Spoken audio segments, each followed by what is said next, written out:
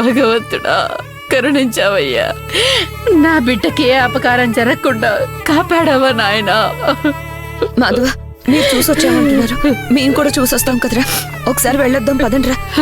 ఎక్కడున్నాడ్రా? ఇన్ని రోజులు వాడిని చూడకుండా ఎప్పుడైనా ఉన్నామారా?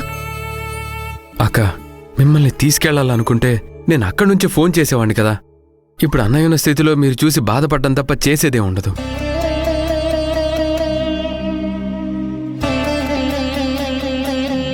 నేను చెప్తున్నాను కదా, అన్నయ్యకు ఎలాంటి ప్రాణాపాయం లేదు, హాస్పిటల్లో ఎలాంటి ఇబ్బంది లేదు. 2 రోజుల్లో ఖచ్చితంగా ఇంటికి వచ్చేస్తాడు. అన్నయ్య కోలుకున్నాడని తెలిసాక కావాలంటే అప్పుడెళ్ళి చూద్దాం.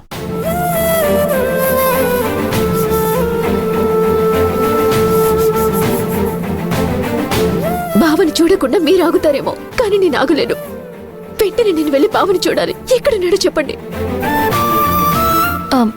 నీకే కాదు లేఖ్య, ఇంట్లో వాళ్ళందరికీ బావగారిని చూడాలనే ఉంది. చూసే పరిస్థితి లేదని చెప్తున్నాం కదా, అర్థం చేసుకోలేఖ్య. మీ మాటలు వినాల్సిన అవసరం నాకు లేదు. అసలు మర్యాదగా మా బావ ఎక్కడున్నాడో చెప్పండి. మీరు రాకపోయినా సరే నేను వెళ్ళి చూస్తాను. పక్కనే ఉండి సేవలు చేసుకుంటాను.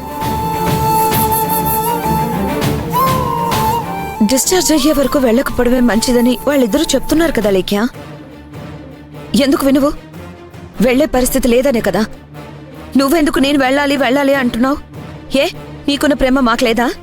మాకంటే ఎక్కువయ్యాడా నీకు?